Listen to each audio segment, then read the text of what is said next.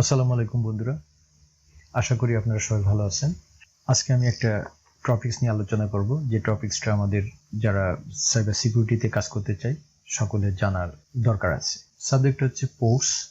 পোর্টগুলো কি এবং কেন এবং কিভাবে এটা কাজ করে। পোর্ট ফিজিক্যাল কোনো জিনিস না, যেমন এক আইপি অ্যাড্রেস একটা ফিজিক্যাল জিনিস না, এটা লজিক্যাল একটা অ্যাড্রেস।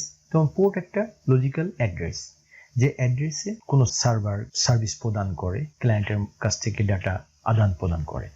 আমরা যখন ওয়েবসাইট ব্রাউজ করি, তো ওয়েবসাইটের জন্য অনেক সফটওয়্যার আছে, যেমন অ্যাপাচি, আইআইএস, টমক্যাট ইত্যাদি। কিন্তু তারা নির্দিষ্ট একটা পোর্টে সার্ভিসটা প্রদান করে। সে পোর্টটা এইটি পোর্ট। যে কোনো সফটওয়্যার হতে পারে, সেটা বিভিন্ন রকম সফটওয়্যার হতে পারে, সার্ভার সফটওয়্যার, বাট এইটি পোর্টে এইচটিটিপি সার্ভিসটা সে দিবে, এর জন্য সেটা ওয়েব সার্ভার। এটা ফিজিক্যাল কোনো জিনিস না, এটা লজিক্যাল একটা স্পেস যেখানে কোনো সার্ভার বা কোনো সার্ভিস তার সার্ভিসটা ডেলিভারি করে। যেমন আমরা এখানে দেখেছি ওয়েব পেজ দেখা, এফটিপি করা, ইমেল দেখা ইত্যাদি। এটা সেই সার্ভারটা সে নির্দিষ্ট একটা পোর্টে সেই সার্ভিসটা প্রোভাইড করে। পোর্টটা একটা ইউনিক নাম্বার, 0 থেকে 65535 এতগুলো পোর্ট আছে একটা সিস্টেমে। আমরা যদি একটা সার্ভার বা একটা কম্পিউটার ধরি, সেই কম্পিউটারে 0 থেকে 65535 পর্যন্ত পোর্ট আমরা পাবো। যেমন আমরা দেখছি কমন যে পোর্টগুলো আছে 80, আমরা বহুল ব্যবহৃত একটা পোর্ট 80, যে ওয়েব সার্ভার যেখানে সার্ভিসটা দেয়। 443 এটাও এইচটিটিপি এস সার্ভিস, 80 হচ্ছে এইচটিটিপি, 443 হচ্ছে এইচটিটিপিএস সার্ভিস, মানে ওয়েব সার্ভার। এক কথায় ওয়েব সার্ভার একটা হচ্ছে নন সিকিউর, একটা সিকিউর। এইচটিটিপি অর্থ হচ্ছে হাইপার টেক্সট ট্রান্সফার প্রোটোকল, আর এস তার সাথে যুক্ত হয়, এটা সিকিউর। এটা সিকিউরিটি এনক্রিপশন করে ডেটাগুলো আদান প্রদান করে। তেমনিভাবে 21 পোর্ট ইউজ করে এফটিপি সার্ভিসের জন্য। এফটিপি হচ্ছে ফাইল ট্রান্সফার প্রোটোকল, যেখানে আমরা কোনো একটা সার্ভারে ফাইল আপলোড করতে পারি, ডাউনলোড করতে পারি।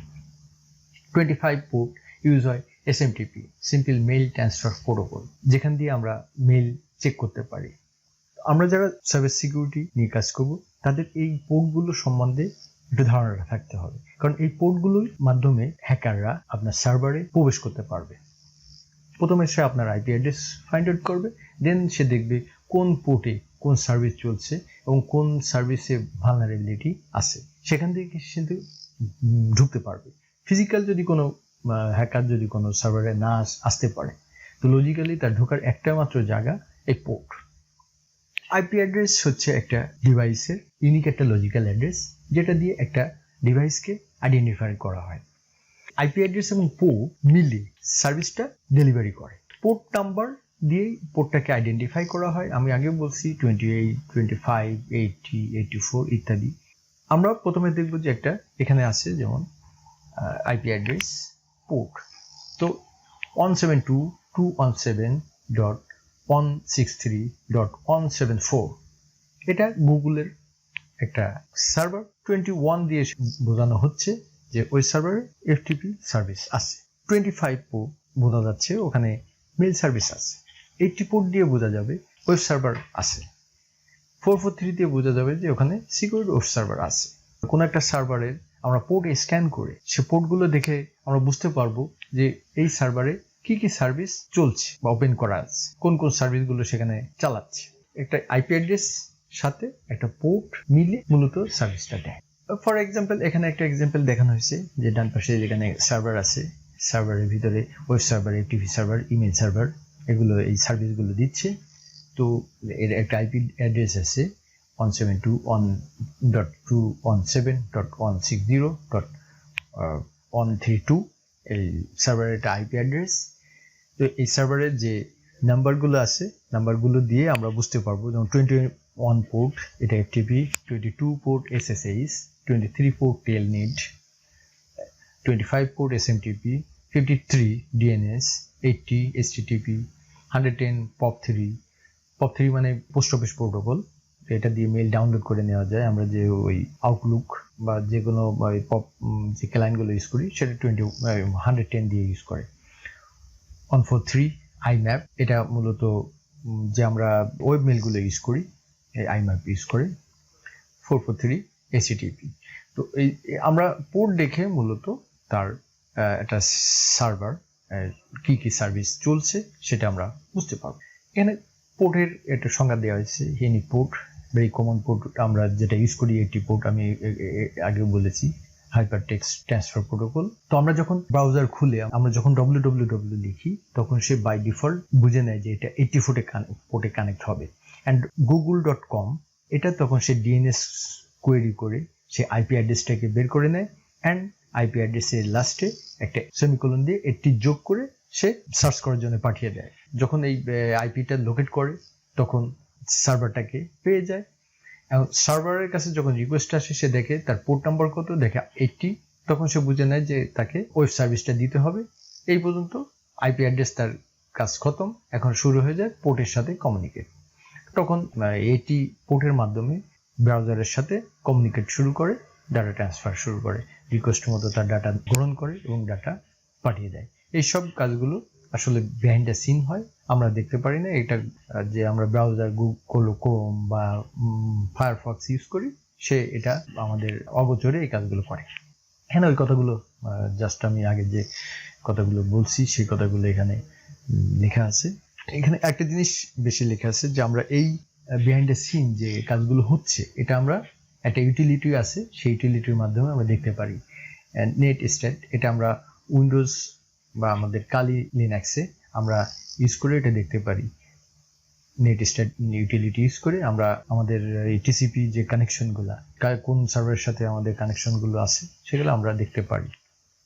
এই কমান্ডটা নেট স্ট্যাট -n দিলে আমরা এরকম একটা চিত্র দেখতে পারবো যেখানে আমার লোকাল অ্যাড্রেস, এখানে আছে লোকাল অ্যাড্রেস, এটা হচ্ছে প্রোটোকল রিসিভ সেন্ড আছে, এটা লোকাল অ্যাড্রেস, এটা 192.168.0 আমার লোকাল অ্যাড্রেস। আর ফরেন অ্যাড্রেস এটা যে সার্ভারে আপনি রিকোয়েস্ট পাঠিয়েছি সেটা 44.237.189.4। এখানে দেখেন 443 এস্টাবলিশড, 443 মানে HTTPS এ কানেকশন হয়েছে। আর আমার এখানে যে লোকাল পোর্ট দেখাচ্ছে সেটা 37212। আমি পরে আসছি এই জিনিসটা নিয়ে। তো আমরা দেখলাম যে আমরা যখন রিকোয়েস্ট পাঠিয়েছি এই সার্ভারের কাছে তার পোস্ট হয়তো আমি লিখেছি বা www.google.com ইত্যাদি ইত্যাদি লিখেছিলাম, সে এখানে সেগুলোকে আইপি অ্যাড্রেসে ট্রান্সফার করে এখানে সে পাঠিয়েছে। এখানে দেখেন 67 একটা, এটা লোকাল কোন একটা মেশিন করছে, এটা যাই হোক 44344 মূলত 443 কানেক্টিভিটি। এইভাবে আমরা নেট স্ট্যাট কমান্ডটা দিয়ে আমরা দেখতে পারি। এখানে দেখেন এই যে ব্রাউজার করলে সে যে কানেকশনগুলো দেখাবে, আমার দিক থেকে যে কানেকশনগুলো আছে সেই স্ট্যাটাস সে এখানে দেখাবে। আমরা আগেই বলেছি যে পোর্ট রেঞ্জ হচ্ছে 0 থেকে 65535 পর্যন্ত। এটা IANA নামে একটা অর্গানাইজেশন আছে যারা এই ইন্টারনেটের বিভিন্ন প্রোটোকল বা বিভিন্ন নিয়ম কানুন তারা গভর্ন করে। তাদের নাম হচ্ছে internet assign number authority, IANA। এরাই মূলত পোর্ট, আইপি নাম্বার এগুলো অ্যাসাইন করে, বিভিন্ন রকম প্রোটোকল তৈরি করে। আমি আগেই বলেছি যে পোর্টের রেঞ্জ হয় 0 থেকে 65535 পর্যন্ত। তো পোর্ট নাম্বার 02, 1023 পর্যন্ত বলা হয় সিস্টেম পোর্টস বা ওয়েল নন পোর্ট। এগুলো মূলত বিভিন্ন সার্ভিস যেমন HTTP সার্ভিস, SMTP সার্ভিস, এরকম গুরুত্বপূর্ণ বেশ কিছু সার্ভিসের জন্য এই পোর্টগুলো অ্যালোকেট করা আছে। এটা বলা যায় মোস্ট অফ দ্য সার্ভারে এই পোর্টগুলো ইউজ করা হয়। যেমন এখানে দেওয়া হয়েছে 25, 80, 110। আমি আগে যে পোর্টগুলোর কথা বলেছি সবই 1023 এর ভিতরে আছে। এটাকে ওয়েল নন পোর্ট বা সিস্টেম পোর্ট বলা হয়। সিস্টেমের সাথে বিল্ট ইন এই পোর্টগুলো থাকে। পোর্ট নাম্বার 1024 থেকে 49151 এটাকে বলা হয় ইউজার পোর্ট বা রেজিস্টার পোর্ট। এই পোর্টগুলো বিভিন্ন সার্ভিস বা বিভিন্ন কোম্পানি বা বিভিন্ন ডেভেলপার তারা IAN এর কাছ থেকে রেজিস্টার করে নেয় তাদের সার্ভিসের জন্য। যেমন অ্যাডোবে তাদের সার্ভারের জন্য 1102 এটা নিয়ে নিয়েছে। মাইক্রোসফট SQL সার্ভার জন্য 1433 তারা নিয়ে নিয়েছে। 1527 ওরাকেল তার সার্ভারের জন্য, ওরাকেল ডাটাবেস সার্ভারের জন্য তারা নিয়ে নিয়েছে। এরকম এগুলো কোনো একটা ডেভেলপার যদি চায় যে তার সে একটা সার্ভিস তৈরি করছে, কোন একটা সার্ভিস, সে সার্ভিসের জন্য সে একটা পোর্ট নিতে চায়, তখন IAN এর কাছ থেকে অ্যাপ্লিকেশন করে পোর্টটা নিতে পারে। পোর্ট নাম্বারস 49152 থেকে 65535 এগুলোকে বলা হয় ডাইনামিক পোর্ট বা প্রাইভেট পোর্টস। এই পোর্টগুলো মূলত ক্লায়েন্ট সাইডে যে মেশিনগুলো থাকে সেই সাইডে এই পোর্টগুলো অ্যাসাইন করে। এটা ফ্রি টেম্পোরারি, এই ক্লায়েন্টরা এই পোর্ট এই রেঞ্জের ভিতরে পোর্ট। যেমন আমি যদি কোনো একটা ওয়েব ব্রাউজ করতে চাই, তখন আমার মেশিন, আমি আগে স্লাইডে দেখিয়েছিলাম, আমার মেশিন যে পোর্ট, আমার লোকাল মেশিন যে পোর্টটা ইউজ করছে সেই পোর্টটা দেখেন 37212587006, সব উপরে পোর্ট, ঠিক আছে? তো এই রেঞ্জের উপরে, সব এই রেঞ্জের উপরে লোকাল পোর্ট। আর এই রেঞ্জের উপরে এটা হচ্ছে আমি দেখিয়েছিলাম এই যে সিস্টেম পোর্ট বা ওয়েল নোন পোর্ট, সেটা এটা। আর এখানে আমার এখানে ওরাকেল বা নেই, এই জন্য এখানে এটা স্টার্ট দিলে ওই পোর্টগুলো আসে না। পরে আসছি আমরা পরের চ্যাপ্টার। দুই ক্যাটাগরির পোর্ট যেটা আছে, প্রথম second category system port, user port, এটা মূলত সার্ভারে থাকে। সার্ভারের এন্ডে এই পোর্টটা থাকে 0 থেকে 49151 এই পোর্ট রেঞ্জ পর্যন্ত এটা সার্ভারে অ্যাসাইন করা থাকে। 1023 পর্যন্ত এটা থাকে। আর এই রেজিস্টার্ড পোর্ট যেগুলো, যদি আমার এখানে ওরাকেল থাকতো বা অ্যাডোবে সার্ভার থাকতো বা অন্য রকম এরকম প্রোপাইটারি যে সার্ভিসগুলো, সেই সার্ভিসগুলো এখানে চলতো। আর ডাইনামিক বা প্রাইভেট পোর্টগুলো 49152 থেকে 65535 পর্যন্ত পোর্ট, এগুলো থাকে হচ্ছে ইউজার এন্ডে। তো আমরা যখন কোনো পোর্ট স্ক্যান করব, তখন আমরা মূলত এই system and user port scan করে আমরা দেখব, কারণ আমরা তো দেখবো সার্ভার। এই পোর্ট যখনই আমার এখানে আসবে, তখন আমরা বুঝতে হবে যে এটা ক্লায়েন্টের সাইড। পোর্ট স্ক্যান করে যে কোনটা আসলে সার্ভারে আছে, কোনটা সার্ভিস দিচ্ছে সার্ভার হিসাবে, আর কোনটা সার্ভিস নিচ্ছে ক্লায়েন্ট হিসাবে, এই জিনিসটা আমাদেরকে একটু ভালোভাবে মনে রাখতে হবে। 0 থেকে 49151 পর্যন্ত যে পোর্টটা আছে এটা সার্ভার। এই পোর্ট যেখানে দেখবো আমরা বুঝতে পারবো এটা সার্ভার, যে সার্ভিস প্রোভাইড করতেছে। আর বাদ বাকি যে পোর্ট আছে সেটা আমরা বুঝবো এটা ক্লায়েন্ট। পোর্ট আমার বলা শেষ। আমি এবার যে জিনিসটা আসছি সেটা পোর্ট ফরওয়ার্ডিং।